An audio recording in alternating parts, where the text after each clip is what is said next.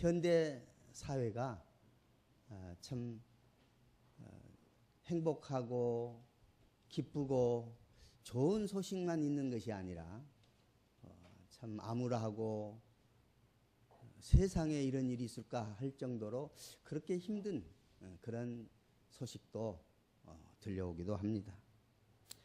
한 사회학자가 현대 사회를 몇 가지로 조사를 해봤어요. 그랬더니 쉼없고 고장난 현대 사회와 같다, 그렇게 표현을 했어요. 쉼이 없고 고장난 현대 사회다. 고장나 있어. 어디가 고쳐야 되는데 고치지 않고 지금 막 가고 있는 거예요. 그래서 세 가지로 현대 사회의 그 고장난 모습을 어떻게 표현을 했느냐면, 첫째는 콘크리트 사회라 그렇게 말했습니다. 보세요. 우리가 교회를 오다가 보면 즐비하게 늘어서 있는 아파트, 그리고 빌딩, 계속해서 높아만 가고 있는 콘크리트 시대 사회라고 말할 수 있습니다. 그런데 문제는 이런 콘크리트 시대에 마음까지도 콘크리트화 되는데 문제가 있다고 말이죠. 수없이 많은 현대인들이 마음도 굳어져 가고 있는 것입니다. 생각까지도 굳어져 가고 있는 것입니다. 그 다음에 두 번째, 이 현대 사회의 고장난 모습은 스피드 시대라고 그럽니다. 남보다 좀 더 빨리 달리고 움직여야 살아남는다는 거예요. 그렇지 않으면 살아남지를 못해.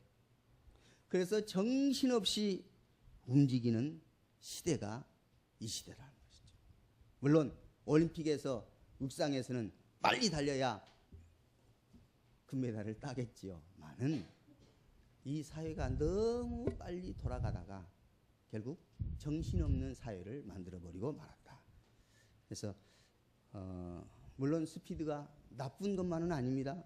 좋은 건 참 많습니다. 우리나라도 외국에 가면 한국 사람들 만나면 특히 이스라엘이나 이런 나라에 가면요, 우리들 보면 빨리빨리 오세요 그래요. 빨리빨리.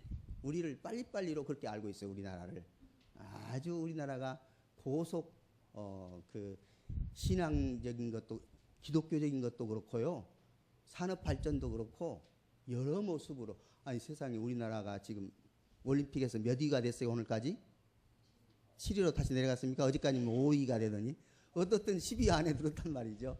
우리나라가 이 정도로 세계적으로 지금 경제적으로나 혹은 스포츠나 이런 부분에 있어서 알려지고 있는 것은 좋은 현상입니다만은, 그러나 정신없이 움직이는 스피드 시대는 한번 제고해야 할 필요가 있다, 그 말입니다.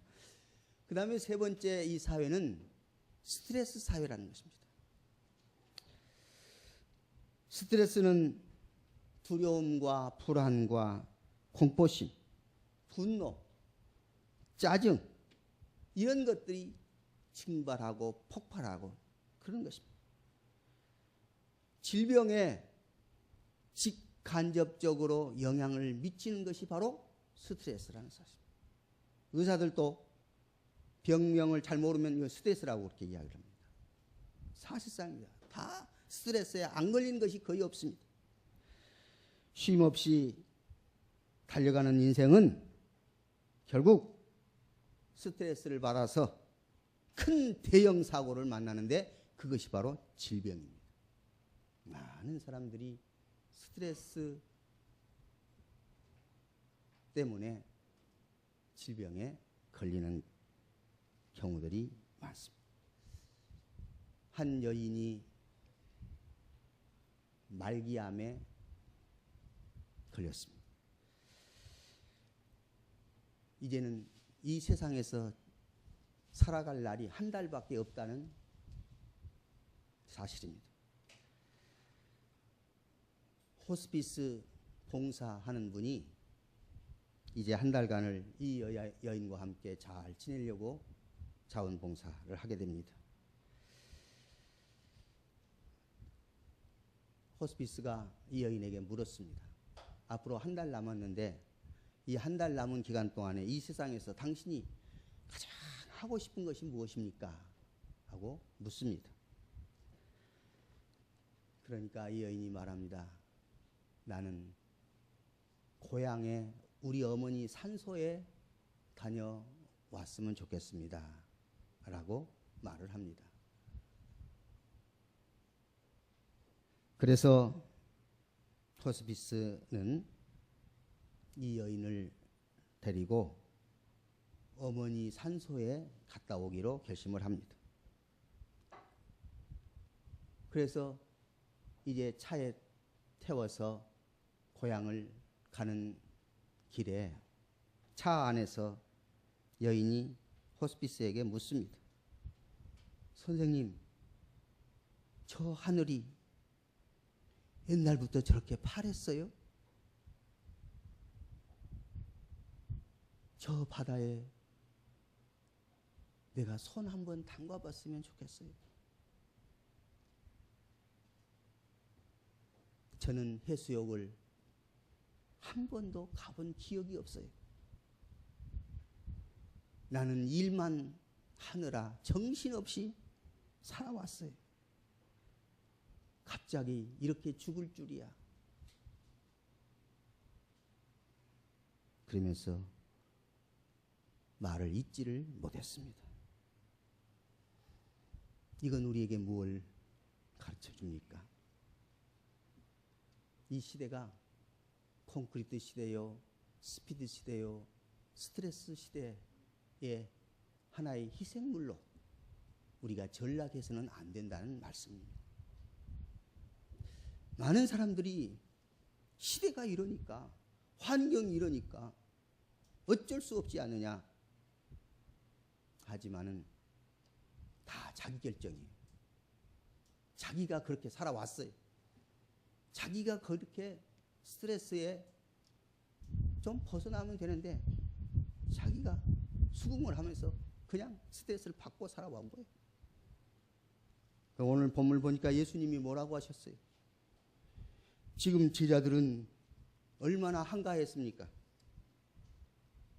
그저 룰루랄라 하는 시간들이었습니까? 제자들이요, 눈코 뜰 새 없었다고 그랬어요. 무슨 말이냐면 밥 먹을 겨를도 없다고 그러지 않았습니까? 왜 그럴까요? 사람들이 그때도 마찬가지 질병으로, 어려움으로 마음에 상처받은 사람, 육신에 상처받은 사람 예수님께 와서 치료받는 거예요. 제자들이 그걸 돕지요. 그래서 제자들이 예수님이 하는 일을 돕다가 보니까 정신이 없는 거예요. 그렇다 보면 육신의 피곤함도 있었겠지요. 시간의 여유도 없었겠지요. 많은 고통을 제자들도 받고 있는 겁니다. 근데 예수님이 이때 뭐라고 했죠? 한적한 곳에 가서 잠깐 쉬어라고 했어요. 한적한 곳에 가서 그냥 내리 쉬어버려라.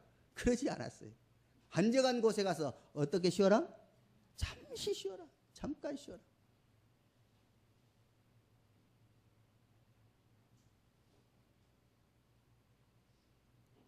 한적한 곳에 가서 어디서 쉬어라? 잠시 쉬어라고 그랬어요.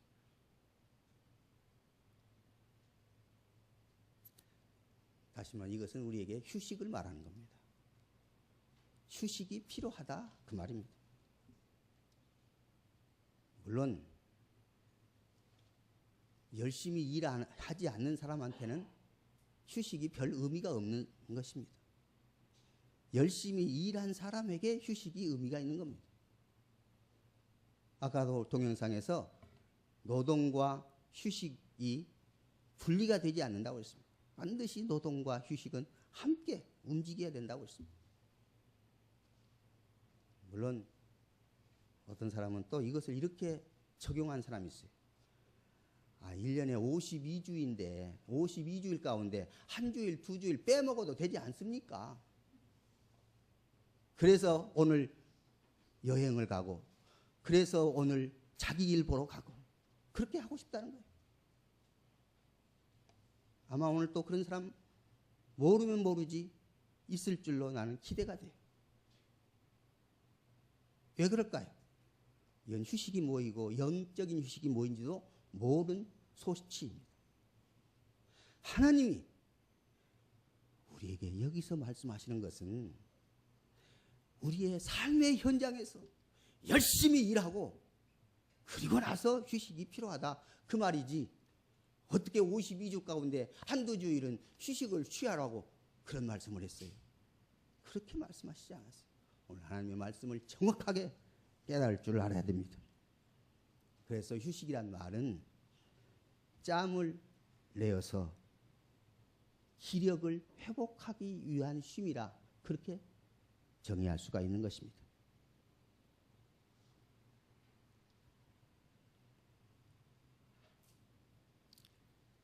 여기서 vocation이라고 그렇게 번역을 하지요. 또 뭐 프랑스는 바캉스라고 말하고, 근데 이것은 비우다는 뜻입니다. 비우다. 그동안 열심히 일해왔던 것을 잠깐 비우는 겁니다. 스톱하는 겁니다. 그리고 떠난다는 의미도 있습니다. 오늘 휴식의 유익함이 무엇인가 할 때 휴식의 유익함은 먼저 열심히 일한 사람에게 유익합니다. 열심히 일하지 않는 사람한테 휴식은 오히려 무료함이 되고 그 휴식은 오히려 더 스트레스를 받는 경우가 됩니다. 보십시오. 직장 없이 노는 사람들, 기분 좋은 사람 거의 없습니다. 다 힘들어합니다. 그러니까 열심히 일한 사람에게 휴식이란 의미가 있고 필요한 것입니다. 그러니 먼저 열심히 일을 해야 된다 그 말입니다. 6일 동안에 요즘엔 5일 일하는 데도 많이 있고 어떻든 5, 6일 동안에는 열심히 일해야지. 땀 흘리면서 일해야지. 일하되 그냥 대충 일하는 것이 아니라 온 힘을 다 기울여서 일해야 돼요. 예수님 보십시오. 지금 제자들과 함께 이 모습이 어떤 모습인지.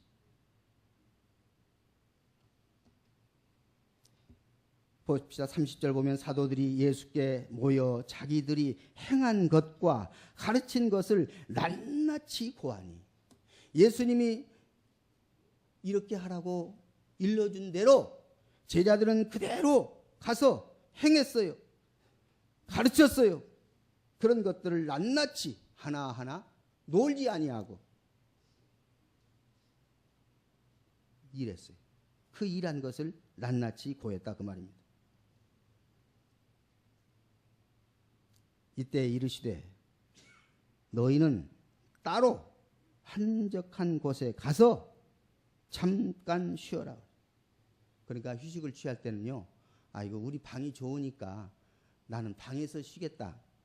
물론 때에 따라서는 그럴 수도 있겠지만 휴식의 원리는 자기가 현재 머무는, 자기가 현재 일하는 일터에서 떠나야 됩니다. 벗어나야 돼요. 그래서 따로 한적한 곳에 가서 휴식을 한다고 그냥 사람들이 방해를 주는 그런 곳에 가서 휴식을 취할 수는 없는 것이죠. 그러니까 예수님이 지금 따로란 말, 그 다음에 한적한 곳이란 말, 그 다음에 잠깐이란 말, 그 다음에 쉬어란 말, 이 구절을 영적인 휴식을 우리에게 주는 놀라운 원칙임을 깨닫게 됩니다.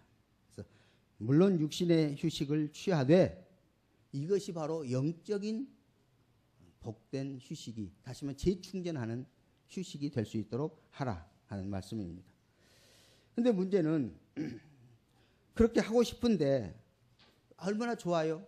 그렇게 취하고 싶은데, 그런데 문제는 못 놔요. 일을 못 놓아.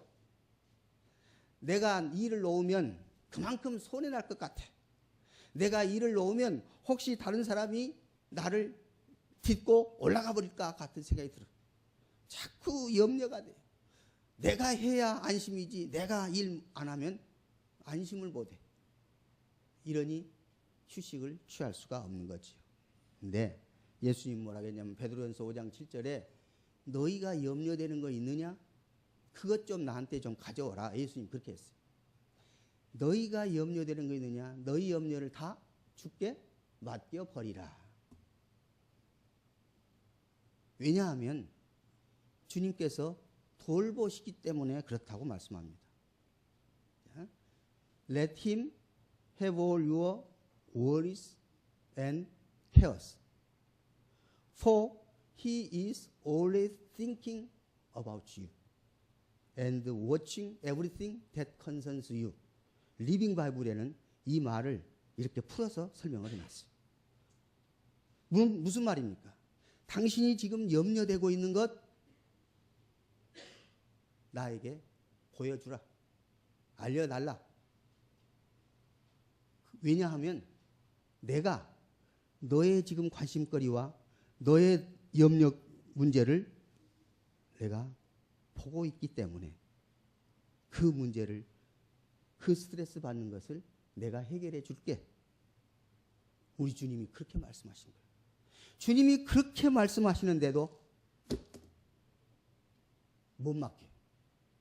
이 사람은 휴식이 없는 사람이에요.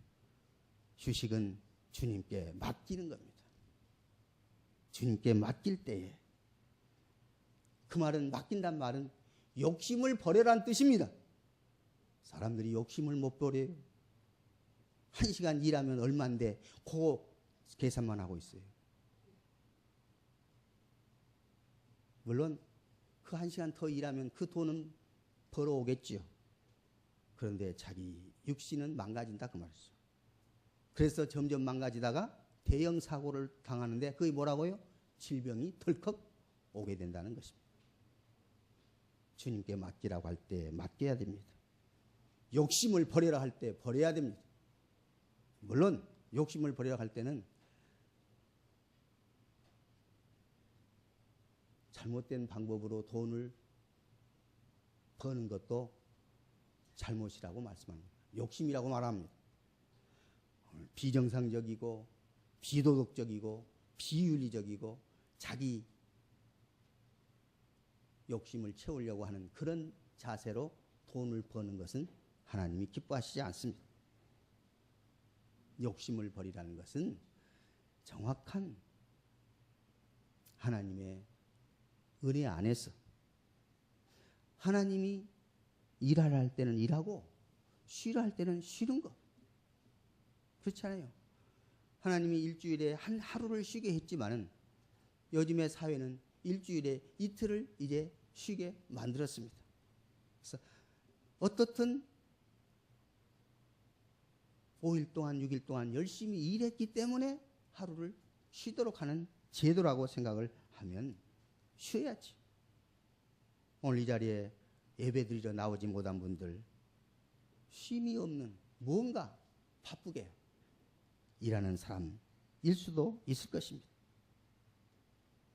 우리의 휴식은 영적인 참 휴식이 있어야만 할 것입니다. 우리는 지난 주간에 야고보서에서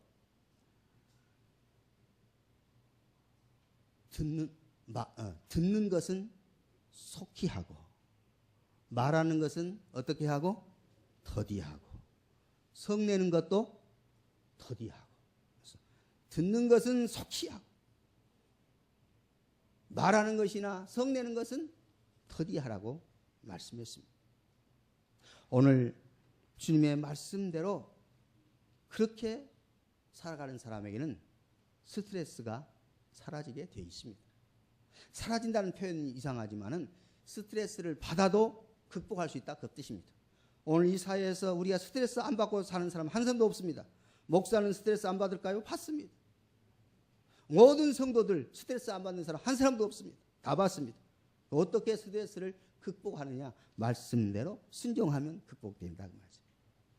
말하는 것은 더디하고 성내는 것은 더디하고 듣는 것은 속히 하고 그렇게 살아갈 때에 오늘 여러분과 제 삶이 풍성하고 열매 맺고 하나님이 기뻐하시는 은혜의 삶, 복된 삶 누릴 줄 믿습니다. 그런데 죄인에게는 참 평안이 없다고 예수님 그렇게 말씀했어요. 또 율법적인 태도로 살아가는 사람도 참 쉼이 없다고 말씀하셨어요. 예수님이 마태복음 11장 28절을 보면 수고하고 무거운 짐 진 자들아 다 내게로 오라. 내가 너희를 쉬게 하겠다. 그렇게 말씀하셨어요. 그러니까 수고하고 무거운 짐을 지고 있는 사람들이 누구냐? 그들이 죄인이고 바로 그들이 하나님의 말씀을 제대로 이해하지 못하고 자기 방법으로 살아가려고 하는 사람. 예수를 믿어도 성경을 해석해도 자기 방식으로 사사로이 성경을 풀어가려고 하는 사람들. 베드로전서에 보면 그렇지요. 성경은 하나님의 감동으로 기록이 됐어요. 그래서 이 성경을 사사로이 풀어서는 안 된다. 아예 그렇게 못을 박았어요.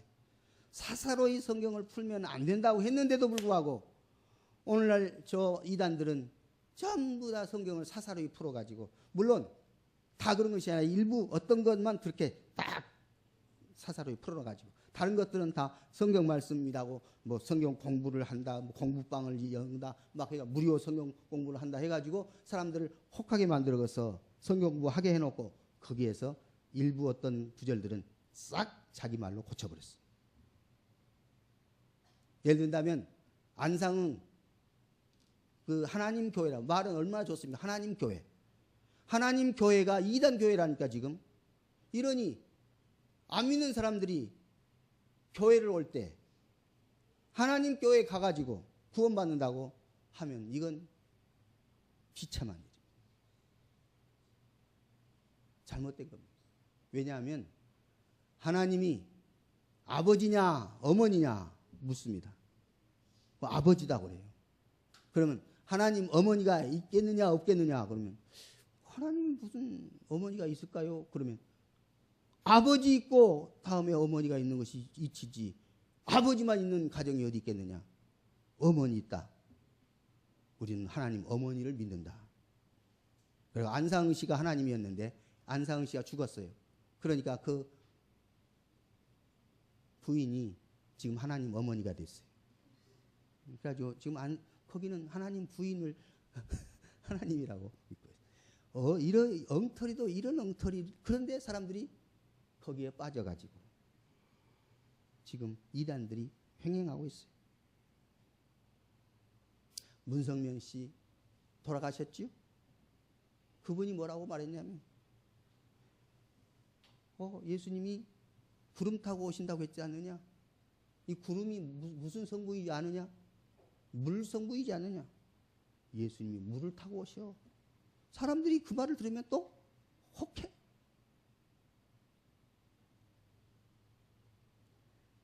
요즘에 이만희 씨가 또 뜨고 있지요. 신천지.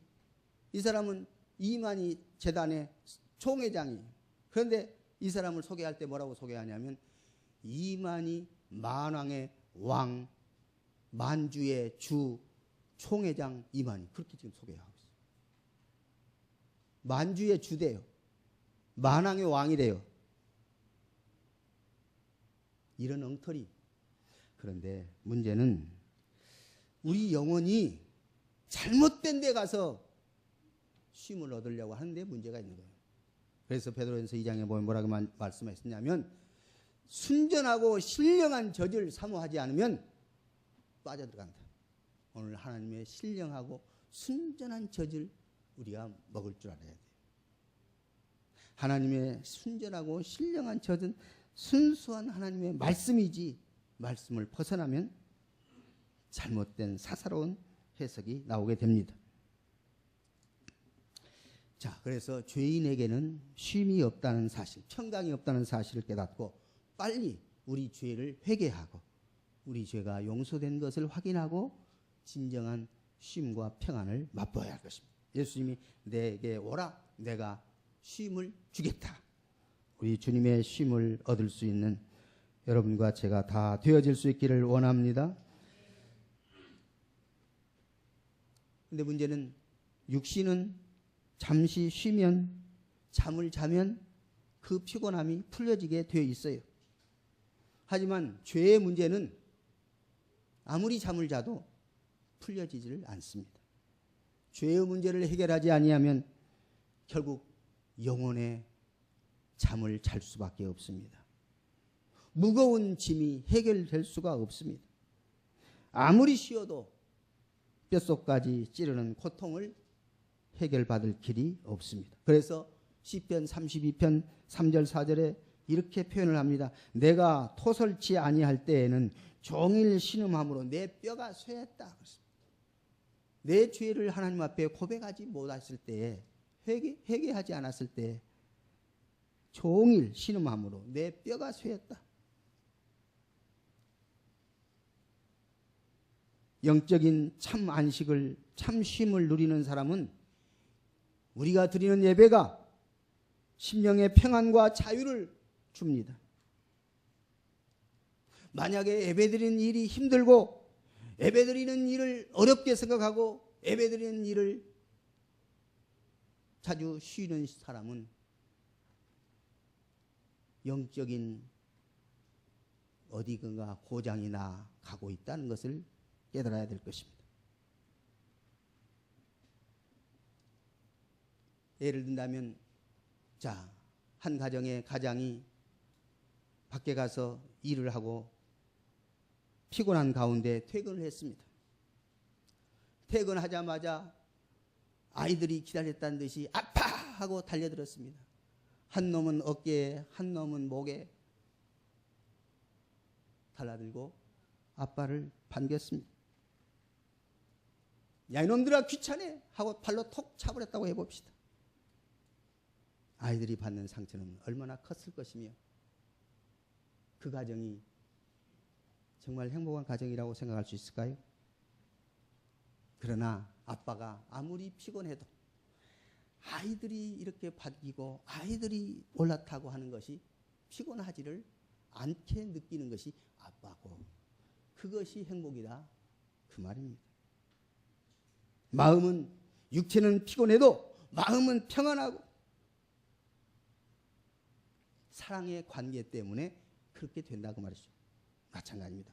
우리 하나님을 정말 나의 아버지로 하나님이 나에게 은혜와 복을 주시는 분인 것을 확실히 믿고 하나님을 사랑한다면 우리는 하나님 앞에 날마다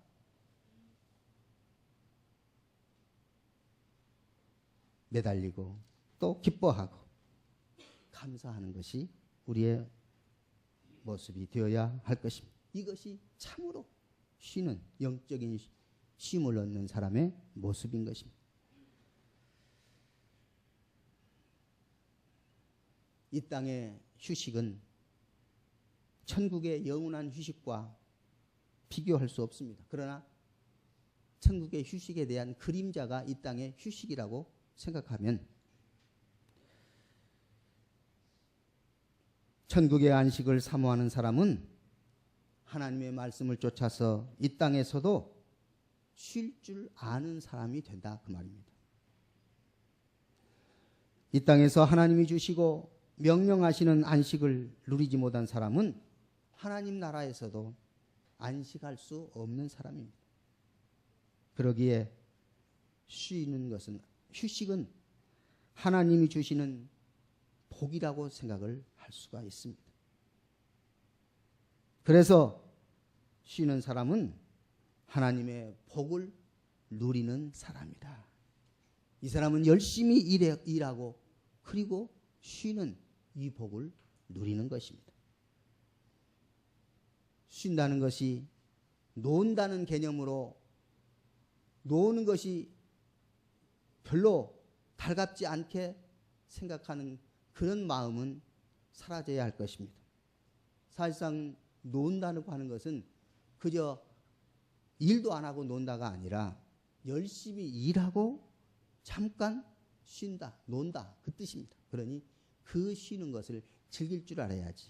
그 쉬는 것마저도 즐길 줄 모르면 얼마나 안타까운 인생인지 깨달아야 할 것입니다. 그러기에 오늘 우리의 휴식은 결단이 필요합니다.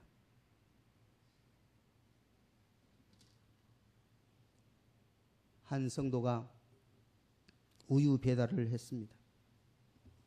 그런데 우유 배달은 매일 신선한 우유를 공급하기 위해서 아침에 매일 아침 공급합니다. 그런데 주일날 하나님 앞에 예배를 드려야 되기 때문에 어떻게 할까 생각하다가 토요일 밤 12시, 그러니까 주일날 아침 새벽 12시부터 밤 12시부터 새벽 4시까지 돌렸습니다. 그리고 주일 하나님 앞에 예배를 드렸습니다. 이것이 다른 사람들에게도 토요일 날 주일 끝까지 함께 넣어주는 효시가 되는 겁니다.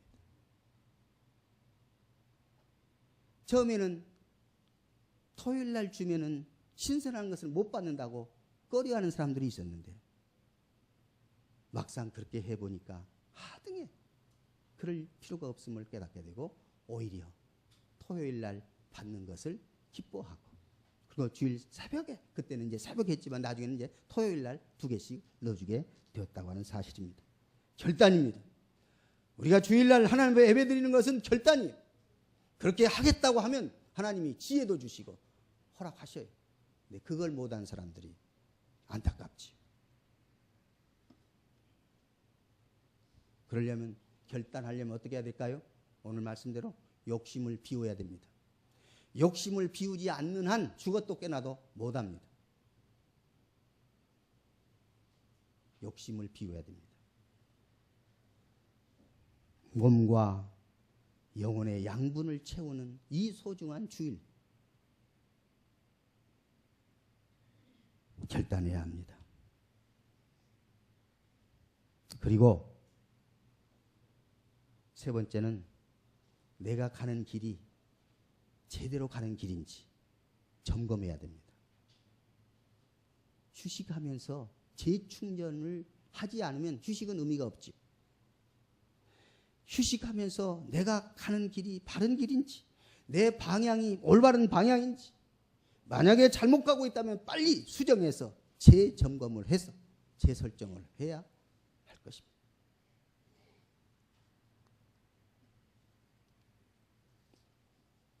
휴식을 신앙훈련의 기회로 삼는 일 중요합니다. 그리고 가족과 함께 정말 참 휴식을 취할 수 있도록 계획하는 것이 중요합니다. 이스라엘 백성들은요, 일주일간 가족들과 함께 광야에서 텐트 속에서 장막을 치고 생활을 합니다. 이것이 필요합니다. 오늘 가족 구성원들이 정말 고난도 어려움도 함께 지내가면서 잠시 동안 서로 공감대를 형성할 수 있도록 노력해야 할 것입니다. 그런 개념으로 볼 때에 가정이 새로워지기를 원하고, 교회에서 한 차례씩 수련회를 가는 것도 우리가 가족 구성원, 교회 구성원의 한 모습으로 우리가 시작을 하게 되는 것을 기억하고, 하나님이 오늘 본문 말씀을 통해서 따로 한적한 곳에 가서 잠깐 쉬어라. 그런데도 불구하고 배 타고 이제 가는데 벌써 사람들이 또 모여들기도 하지요. 그런 걸 볼 때 참 어려운 것이 현실입니다. 그러나 기도하고 또 기도하면 하나님은 우리에게 좋은 길을 열어주시고, 우리가 결단하고 욕심을 비우고 하나님 말씀대로 순종만 하면 하나님은 놀라운 축복을 오늘 여러분과 저에게 허락하실 줄 믿습니다. 휴식의 유익을 모두 누릴 수 있기를 원합니다. 휴식은 하나님의 명령이요 우리의 축복의 좋은 기회라는 사실을 깨달아야 할 것입니다. 기도하겠습니다. 고마우신 하나님 아버지, 열심히 일한 저희들에게 휴식을 허락하시고 이 휴식의 유익을 취하게 하여 주시오니 감사하옵나이다. 하나님, 우리의 삶 속에서 휴식을 잘 취할 수 있는 믿음의 사람들 되게 하여 주옵소서. 휴식을 오해하고 잘못 판단하고 휴식하지 않는 어리석은 자가 되지 않게 하여 주시고, 하나님의 말씀대로 순종하여 휴식함으로 육신도 강건함을 누리며 영적으로도 재충전하는 그런 기회로 삼을 수 있는 휴식이 되게 하여 주옵소서. 우리를 사랑하시고 복 주시고 함께 하시는 예수님 이름으로 기도하옵나이다. 아멘.